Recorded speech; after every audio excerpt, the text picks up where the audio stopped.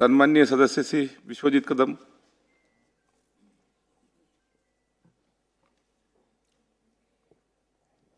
धन्यवाद अध्यक्ष महोदय।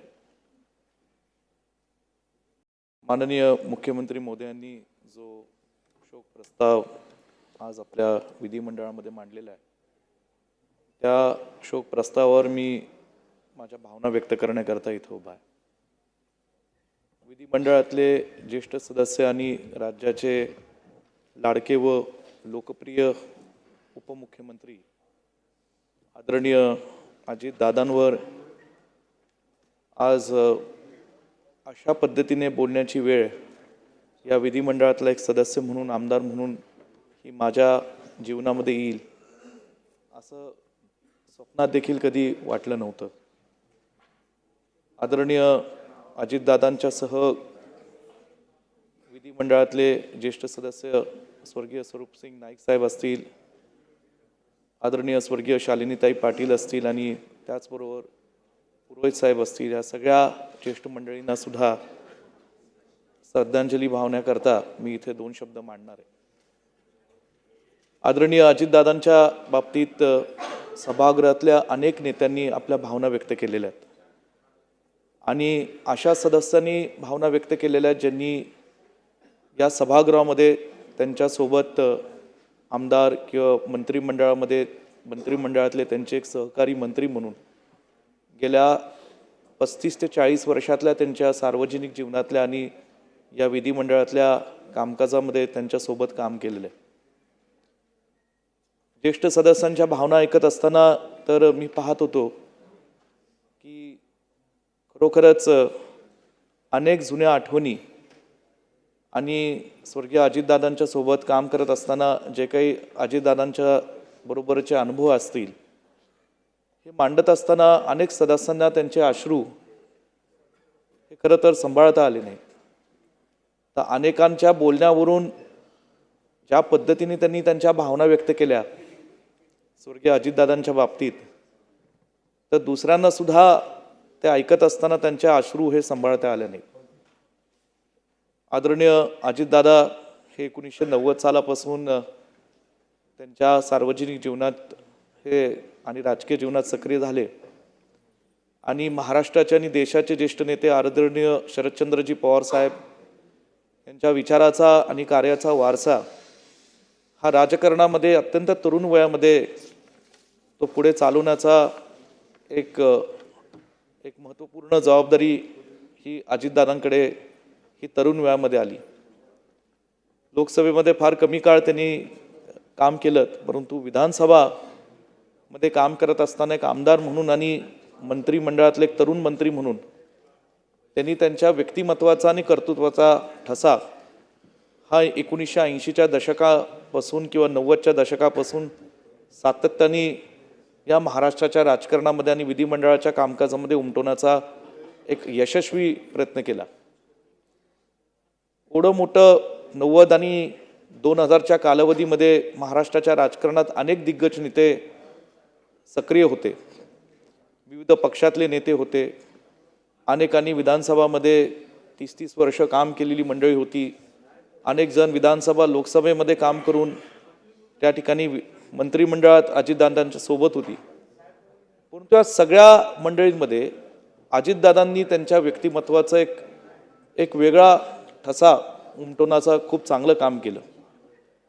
अनेकांना त्यांच्या स्वभावाबाबतीतल्या सुरुवातीच्या काळातले काही बरे वाईट अनुभव आले असतील, परंतु नेहमीच एक समाजकारणामध्ये, राजकारणामध्ये लोकांमध्ये गैरसमज असतो की एखादा राजकीय नेता स्पष्ट बोलला तर तो स्पष्ट बोलला म्हणजे तो कदाचित उर्मट असतो किंवा त्याच्या मनात काहीतरी ते काम करण्याचा हेतू नसतो, असा एक चुकीचा मोठा गैरसमज हा कधी कधी लोकांमध्ये या ठिकाणी निर्माण होतो। परंतु दादांनी सुरुवातीपासून या ठिकाणी स्पष्ट बोलण्याचं जे काही त्यांच्या व्यक्तिमत्वातला एक स्वभाव होता हा कायम ठेवलेला होता आणि त्यांच्या बाबतीतलं कारण त्यांचं स्पष्ट होतं की कुठल्याही माणसाला त्याचं काम एखादं होत असेल तर ते पटकन होतंय म्हणून सांगितलं पाहिजे, ते होतंय म्हणून ते केलं पाहिजे। कुठल्याही सर्वसामान्य माणसाला कुठेही कुठल्याही प्रशासकीय कार्यालयात त्याचं काम व्यक्तिगत जीवनातलं किंवा इतर कुठल्या व्यावसायिक जीवनातलं करत असताना त्याला हेलपाटे पडू नये हा त्याच्या पाठीमागचा दादांचा एक स्वभाव होता. दादा स्पष्ट वक्ते होते, शब्द पाळणारे नेते होते आणि गेल्या काही वर्षांमध्ये तर दादांच्या स्वभावामध्ये आणि व्यक्तिमत्वामध्ये खूप काही चांगले बदल महाराष्ट्रातल्या लोकांना पाहायला मिळाले. आजही महाराष्ट्राच्या सोशल मीडियावर सध्या जे काही व्हॉट्सॲप किंवा इंस्टाग्राम चालू आहे त्याच्यावर दादांचे काही जुने भाषणांचे काही रील जेव्हा लोकांच्या डोळ्यासमोर येतात तर ते पाहताना एकीकडं म्हणजे दादांच्या मिश्किलपणाने ज्या पद्धतीने दादांनी त्या प्रसंगांमध्ये जे काही ते बोललेले आहेत त्यामध्ये हसू येतं, पण दुसऱ्या लगेच क्षणाला डोळ्यात पाणी पण येतं की हाच मिश्किलपणा, हेच दादांचं बोलणं म्हणजे सभागृहातलं असेल, सभागृहाच्या बाहेरचं जाहीर भाषणांमधले असेल, हे आता पुन्हा आम्हा महाराष्ट्रातल्या लोकांना आणि तरुण पिढीला ऐकायला मिळणार नाही. ह्याचं खंत आणि दुःख मनापासून आम्हा सर्वांना वाटतं. आदरणीय अजितदादांचं माझे वडील स्वर्गीय पतंगरावजी कदम साहेबांचे फार जुने संबंध होते. कारण वास्तविक माझे वडील पतंगरावजी कदम साहेबांनी आणि अजितदादांचे चुलते आणि ज्येष्ठ नेते देशाचे आदरणीय शरदचंद्रजी पवार साहेबांनी यांनी 1970 आणि 68च्या दशकापासून एकत्र काम केलं होतं. आणि म्हणून अजितदादांना माझ्या वडिलांबाबतीतलं एक वेगळं आदर आणि सन्मान सातत्याने मनामध्ये होता. एक बहुजन समाजातला, मराठा समाजातला किंवा एक ग्रामीण भागातला, दुष्काळी तालुक्यातला एक व्यक्ती पुण्यात येऊन शिक्षण संस्था उभी करतो, हे दादा सातत्याने वारंवार बोलायचे. मला काही गोष्टी दादांच्या अनेकांनी त्यांचे व्यक्तिगत प्रसंग आणि अनुभव सांगितले, पण काही गोष्टींचा मला अध्यक्ष महोदय आवर्जून इथे उल्लेख करायचा आहे. 2018ला जेव्हा माझ्या वडिलांचं दुःखद निधन झालं तर दादांनी ह्याच सभागृहामध्ये त्यांचे असणारे जे काय माझे वडील पतंगरावजी कदम साहेबांच्या सोबत असणारे अनुभव आहेत हे अत्यंत भावनाहुश होऊन त्या ठिकाणी पोटतिडकीने इथे सभागृहात मांडलेले होते. तदनंतर सुद्धा ज्या वेळेस दादांची माझी भेट व्हायची त्या अनेक जुन्या आठवणी आणि किस्से हे माझ्या वडिलांच्या सोबतचे ते आवर्जून मला सांगायचे.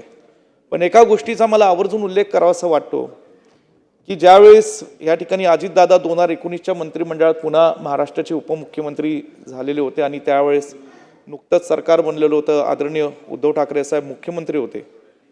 त्यावेळी जेव्हा बजेट करायचं होतं कोरोनाच्या कालावधीच्या नंतर, त्यावेळेस मला त्यांनी एक दिवशी अचानक बोलून घेतलं आणि मला म्हणले, मला असं कळलं विश्वजित, तू पतंगरावजी कदम साहेबांचं स्मारक जिथे अंत्यविधी झाला तिथं उभं करतोयस आणि तुला जर वाटत असेल तर मी महाराष्ट्र सरकारच्या बजेटमध्ये एक महाराष्ट्रातली एक अशी ज्येष्ठ व्यक्तिमत्व म्हणून त्यांना मी बजेटमध्ये तरतूद करतो आणि 10 ते 15 कोटीची निधी मी तिथं उपलब्ध करून देतो.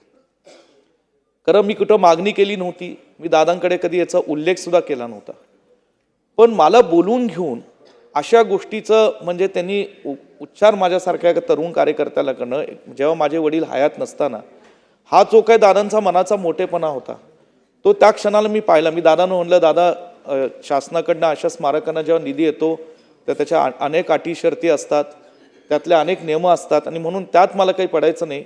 मी लोकांच्या आशीर्वादाने एक आमच्या वडिलांच्या कर्तृत्वाला साजेल असं एक स्मारक नक्की उभं करेल ज्याचा तुम्हाला अभिमान वाटेल.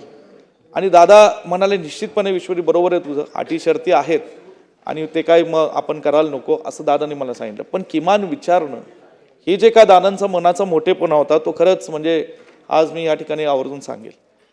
सातत्याने सभागृहात असेल किंवा सभागृहाच्या पलीकडे असेल, मला तर इतर असंख्य महाराष्ट्रातले आमदार असतील, कार्यकर्ते असतील जे दादांकडे गेलेत कुठल्या तरी कामाच्या निमित्ताने आणि दादांचं कडून त्याच्यातलं स्पष्टपणे ते काम होणारे नाही होणारे किंवा ते झालंय असं कधी दादांकडनं कुठलंही काम पेंडिंग हा विषय राहिलेला नाही. आणि दादा नेहमीच त्या कामात, उलट आम्हा तरुणसारख्या माझ्यासारख्या तरुण आमदारांच्या बाबतीत ते फार सकारात्मक त्यांची भूमिका असायची, प्रोत्साहनपर असायची, नेहमी आमच्या पाठीवर थाप मारायचे. आणि अशा पद्धतीने कुठलेही व्यक्तिगत किंवा सार्वजनिक मतदारसंघातलं काम असेल तर त्या बाबतीत कशी मदत करता येईल ह्या ठिकाणी दादांचं बारीक एक या ठिकाणी लक्ष असायचं. मी त्यांच्याबरोबर राज्यातला एक मंत्रिमंडळातला राज्यमंत्री म्हणून त्यांच्याबरोबर काम करण्याची मला संधी मिळाली. मला आठवणं, कोरोनाच्या कोविडच्या काळात दादांनी खूप मोठं काम केलं, कारण मंत्रालयामध्ये प्रशासनामध्ये संपूर्ण यंत्रणा हलवण्याचं काम हे दादा त्यावेळेस अत्यंत दिवस रात्र करत होते. हे सगळ्या महाराष्ट्राने पाहिलं. सगळ्या विभागांची जबाबदारी ते हाताळून त्यांना सगळ्या प्रशासकीय अधिकाऱ्यांना त्यांचा जो काही सार्वजनिक जीवनाचा अनुभव आहे त्या अनुभवातनं त्या ठिकाणी ते सूचना देत होते. हे करत असताना एक दिवशी संध्याकाळची एक बैठक अशीच होती आणि फार कमी लोक मंत्रालयात त्यांना परवानगी येण्याची होती आणि ती बैठक संपली. मला वाटतं कृषी खात्याचे दादा भुसे साहेब, ते माझे कॅबिनेट मंत्री होते, तेही होते. ती बैठक झाली, ते निघून गेले आणि मी आणि दादा आम्ही बैठक संपून दोघं बाहेर पडलो. बाहेर पडत असतानाच पॅसेजमध्ये एक फक्त कागदाचा गोळा असा खाली पडलेला होता पॅसेजमध्ये, आणि दादानी तो वाकून स्वतः तो कागदाचा गोळा उचलला आणि तो म्हणले, परत त्यांनी सूचना कोणाला दिली, बघा अशी घाण आणि अस्वच्छता या मंत्रालयात असता कामा नये. महाराष्ट्रातले लोक इथे येतात आणि महाराष्ट्रातले लोक येत असताना असे जर मंत्रालय जर अस्वच्छ असेल तर महाराष्ट्राच्या लोकांमध्ये काय प्रतिमा होईल. एवढं बारीक त्यांनी लगेच तिथं त्या ठिकाणी कमेंट केलेली होती. पण मला तो गोळा देताना तो नुसता गोळा दिला नाही, मला एक म्हणजे आश्चर्यचकित मी या गोष्टीचं झालो की गोळा देताना तो त्यांनी सरळ केला आणि त्याला तो दुमडला आणि तो दुमडून मला हातात दिला. म्हणले, विश्वजित कुठं ते जाताना या ठिकाणी हे कागद काय बघ आणि ते त्याचं विल्हेवाट लाव. म्हणजे नुसता गोळा माझ्या हातात ठेवला नाही. तर एवढ्या बारीक गोष्टी दादांच्याकडनं शिकण्यासारख्या होत्या. आणि खरंच म्हणजे अनेक गोष्टी आहेत. मला आठवतं की आदितीताईंनी आता उल्लेख केला त्यांच्या भाषणात की आम्ही सगळे तरुण अनेक आमदार राज्यमंत्री झालेलो होतो. दत्ता मामा इथं राज्यमंत्री होते.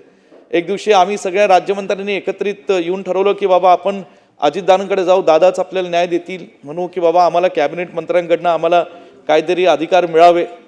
आणि त्यावेळेस आम्ही सगळे गेलो आणि गेल्यानंतर खरं आता शेवटी दादांकडे बोलणार कोण अशी आमच्यावर वेळ आली, परिस्थिती आली. बंटी पाटील मला म्हणले, विश्वजित कदम तुम्ही जरा बोला, तुमच्यावर जरा दादांचं लाड आणि प्रेम आहे, तुम्ही जरा धाडसानी बोला. आणि मी दादांशी बोललो, म्हणलं दादा कॅबिनेट मंत्री फार काय आम्हाला अधिकार देत नाहीत, कसं तुम्ही यातनं मार्ग काढा, शिकणार कधी, आम्ही महाराष्ट्रात काम करणार कधी, आणि म्हणून या करोनाच्या कालावधीनंतर आम्हाला ही संधी द्यावी. दादा म्हणलं, अरे मी ठीक आहे प्रयत्न करतो, मी मुख्यमंत्र्यांशी बोलतो, आम्ही खरं मी ठाम तुमच्या पाठीशी आहे, तुम्ही शिकलं पाहिजे, तुम्ही काम केलं पाहिजे, या भूमिकेशी माझं ठाम मत आहे. दादा बोलले आणि तेवढ्यात ते काय म्हणले, मी दादांना सर म्हणलं विनोदाने, दादा म्हणलं इथं कोण बसलेले कॅबिनेट मंत्री ह्यांनी त्यांच्या राज्यमंत्री त्यांच्या कॅबिनेट मंत्र्याला सांगितलं, कुणी भाऊ म्हणून उद्देशून केलं, कुणी काका म्हणून केलं, कुणी आजोबा म्हणून केलं. आणि दादा एवढ्या मुश्किलपणे म्हणले, विश्वजित असले म्हणले, विश्वजित हे नाती तूच काढू शकतो, भाऊ, काका, मामा आणि आजोबा. आणि म्हणले एवढी सगळी नाती झाली पण तरी आम्हाला कोण अधिकार देईना. हे म्हणल्यावर दादा एवढे हसले. पण सांगण्याचं म्हणजे त्यांच्यातला जो काही एक हे होता की प्रत्येक पिढीबरोबर ते त्यांना आपलं करायचं, तो कम्फर्ट द्यायचे. म्हणजे दादांचा जो काही प्रत्येकाला आल्यानंतर कम्फर्ट देण्याचा जो काही एक भाग गेल्या काही वर्षात अनेक आमदारांनी आणि कार्यकर्त्यांनी पाहिला, त्यातनं माणसं मनमोकळेपणाने बोलायचे. दादांनी सहकार क्षेत्र असेल, कृषी क्षेत्र असेल, यातल्या अनेक लोकांनी किस्से सांगितले की शेतीतलं तर ओढं त्यांना माहीत असायचं. आम्ही जेव्हा कृषी खात्यातला राज्यमंत्री म्हणून काम करायचो त्यावेळेस कृषी खात्यातल्या आमच्या सर्व अधिकाऱ्यांना आणि आमच्यासारख्यांना निम्म म्हणजे बैठक तर 70% दादा चालवायचे. अशा पद्धतीने त्यांचं बारीक ह्या ठिकाणी सूचना असायच्या. मग ते सहकार खातं असो, कारण सहकार क्षेत्रातनंच त्यांच्या राजकीय जीवनाची सुरुवात ही 1990च्या दशकामध्ये त्यांनी केली. आणि म्हणून ते PDCCला होते, तिथं संचालक होते, चेअरमन होते. म्हणून एखाद्या बँक असेल, आर्थिक संस्था असेल, या सगळ्या संस्थेत कारखानदारी असेल, मी साखर कारखाने चालवतो आणि दादांचा बारीक लक्ष असायचं HNTचा खर्च किती, या ठिकाणी उसाला दर तुम्ही किती देताय, कुणाचं कर्ज घेतलं, कुणाची मशिनरी घेतली, शेतकऱ्यांच्या बाबतीतलं तुम्ही कसं ह्या ठिकाणी हाताळताय. म्हणजे इतकं बारीक दादांचे विचारपूस प्रश्न असायचे. आणि त्या विचारपूस करण्यामध्ये दादांचा एवढा अभ्यास असायचा की दादांसमोर जाताना कुणाकडे असं धाडस नव्हतं की अपुरा अभ्यास करून जाणं किंवा काहीतरी चुकीचं माहिती देणं. हे काय दादांच्या आयुष्यातलं 30-35 वर्षातलं जे काही कामकाज होतं ते या ठिकाणी खरंच दादांकडनं खूप काही शिकण्यासारखं होतं. खरं दादांचं दुःखद निधन अशा आकस्मिक पद्धतीने होणं हे सगळ्या महाराष्ट्राला प्रचंड मोठा एक धक्का आहे. खरं दादांचं मंत्रालयातलं असणारं प्रशासनावर वचक, अभ्यास आणि सभागृहात सुद्धा मला फार ते मजेशीर कधी कधी बोलायचे, पण थोडीच माया पण त्यांची व्यक्तिगत जीवनात सातत्याने माझ्यावर असायची. बऱ्याचदा त्यांनी मला म्हणजे त्यांच्या निवासस्थानी बोलून अनेक गोष्टींबाबतीत, माझं शिक्षण क्षेत्रातलं काम असेल, मतदारसंघातलं असेल, जिल्ह्यातलं राजकारण असेल, या सगळ्या बाबतीत मला मार्गदर्शन सुद्धा व्यक्तिगत स्तरावर देण्याचं काम ते सातत्याने करत होते. आणि म्हणून दादांनी जे काय महाराष्ट्रासाठी एक योगदान दिलेलं आहे, कणखर नेतृत्व, एक शब्द पाळणारे नेता म्हणून, आणि खऱ्या अर्थाने जे काही त्यांच्या सभागृहातली भाषणं असतील, सभागृहात सुद्धा सकाळी 9-10 वाजल्यापासून रात्री 9 वाजेपर्यंत आमच्यासारख्या तरुण कार्यकर्त्यांची भाषणं ऐकण्याकरता. एक दिवशी मला आठवतं माझं कुठल्या तरी विषयावर भाषण होतं आणि दादा एकटे सभागृहात बसले होते, अखंड सभागृहात दादा एकटे होते. मी दादा म्हणलं, दादा कसं काय तुम्ही, नाही म्हटलं तुझं भाषण ऐकायला बसलो. आणि असे माझ्यासारखे अनुभव महाराष्ट्रातल्या अनेक तरुण आमदारांना या ठिकाणी आलेत की लोकांची भाषणं ऐकण्याकरता म्हणजे सभागृहात इतर कुणी असो किंवा नसो पण अजितदादा शेवटच्या क्षणापर्यंत या ठिकाणी भाषण ऐकण्याकरता असायचे. आणि म्हणून हे जे काय दादांच्या निधनाने एक प्रचंड मोठं नुकसान या ठिकाणी झालं. आज मुख्यमंत्री मोदयांनी सुद्धा जे मनोगत इथं दादांच्या बाबतीतलं व्यक्त केलं, मी माननीय मुख्यमंत्री देवेंद्र फडणवीसांचं खरंच मी त्यांच्या मनोगताची दाद देईल की त्यांच्या भाषणामध्ये दादांची मैत्री असेल किंवा दादांच्या बाबतीतलं जो काय त्यांचा जिव्हाळा आहे जे पर्सनल भाषण आदरणीय देवेंद्र फडणवीस साहेबांनी आज त्यांच्या बाबतीतले केलं. ही जी महाराष्ट्राची राजकीय संस्कृती आहे या संस्कृतीचा आदर्श खरं ह्या ठिकाणी पुढील काळामध्ये सगळ्या पक्षातल्या सगळ्या नेत्यांनी तरुण किंवा वयस्कर नेत्यांनी ठेवणं आणि ती जोपासणं हे फार महत्त्वाचं आहे. आणि म्हणून आज त्याची कुठेतरी एक चित्र आम्हाला आज झालेल्या अनेकांच्या वेगवेगळ्या पक्षातील महाराष्ट्राच्या वेगवेगळ्या प्रांतातील वेगवेगळ्या वयोगटातील असणाऱ्या आमदारांच्या भावना जेव्हा ऐकत असताना त्या आम्हाला या ठिकाणी पाहायला मिळाला. हेच खरं आपला महाराष्ट्र आणि महाराष्ट्राची संस्कृती आहे. आणि म्हणून आज या ठिकाणी आज जी 3 दिवसाचं शोक या ठिकाणी केलात, पुन्हा मुख्यमंत्र्यांनी प्रचाराला न जाण्याचा निर्णय घेतला, असे अनेक विषय आहेत ज्यांच्या बाबतीत खरंच म्हणजे एक चांगला मेसेज हा महाराष्ट्रातल्या जनतेला त्यानिमित्ताने आज देण्यात गेला सरकारकडनं मुख्यमंत्र्यांकडनं. आणि म्हणून असं मला वाटतं की आज दादांच्या बाबतीतलं जे काय आम्ही शिकलोय, दादांचे जे काही संबंध हे होते आदरणीय ज्येष्ठ नेते शरदचंद्रजी पवार साहेबांच्या खरंच त्यांच्या मार्गदर्शनाखाली जे दादा तयार झाले आणि पवार साहेबांनी सुद्धा त्यांना जे काही बारामती शहर म्हणजे एक जागतिक राष्ट्रीय स्तरावरचं शहर नेण्याकरता जी काय ताकद पवार साहेबांनी त्यांना दिली, जे काय राजकीय संघर्ष प्रत्येक कुटुंबाला या ठिकाणी होत असतो त्यात जे काही झालं त्यातनं दादांनी जे काही महाराष्ट्रामध्ये स्वतःच्या व्यक्तिमत्वाचा आणि कर्तृत्वाचा जो काही ठसा महाराष्ट्राच्या राजकारणात उभा केला, अशा आदरणीय अजितदादांना मी माझ्या पलूस कडेगाव विधानसभा मतदारसंघ माझ्या सांगली जिल्ह्याच्या वतीने भावपूर्ण श्रद्धांजली वाहतो. अध्यक्ष महोदय शालिनीताई पाटील ह्या महाराष्ट्राच्या आमदार होत्या, सांगली जिल्ह्याच्या खासदार होत्या, राज्यात महसूल मंत्री म्हणून त्यांनी काम केलं, स्वर्गीय वसंतदादांच्या त्या पत्नी होत्या आणि खूप चांगलं काम त्यांनी एक त्यांच्याही काळातला एक दरारा आणि महाराष्ट्राच्या राजकारणातला त्यांनी त्यांचा ठसा अत्यंत समर्थपणे उमटवलेला होता. त्यांचंही दुःखद निधन या प्रसंगी झालं. आदरणीय स्वर्गीय स्वरूपसिंग नाईक साहेब हे नंदुरबारचे केवळ नव्हे तर महाराष्ट्राच्या संपूर्ण आदिवासी समाजाचे एक अत्यंत लोकप्रिय आणि लाडके असे नेते होते. 1970-72च्या दशकापासून स्वर्गीय इंदिराजी गांधींच्या बरोबर त्यांनी काम केलेलं होतं आणि आमदारकी लोकसभा अनेक महत्त्वपूर्ण पदं भूषवत असताना महाराष्ट्रात सुद्धा आदिवासी समाजाला अत्यंत चांगल्या पद्धतीने योजना आणि त्या योजनांचा लाभ देण्याकरता स्वर्गीय स्वरूपसिंग नाईक साहेबांनी 30-40 वर्ष महाराष्ट्राच्या विधानसभेत आणि विधिमंडळात खूप चांगलं काम केलं. अशा आदरणीय स्वरूपसिंग नाईक साहेबांना सुद्धा मी भावपूर्ण श्रद्धांजली वाहतो. आदरणीय पुरोहित साहेब यांचंही दुःखद निधन झालं. ते भाजपचे नेते होते, मुंबई शहरात खूप वर्ष त्यांनी आमदार म्हणून काम केलं.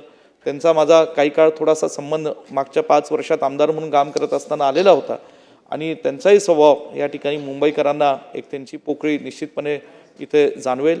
अशा अनेक या सर्व दिवंगत ज्येष्ठ नेत्यांना मी माझ्या पलूस कडेगाव सांगली जिल्हा आणि व्यक्तिगत कदम कुटुंबाच्या वतीने मी भावपूर्ण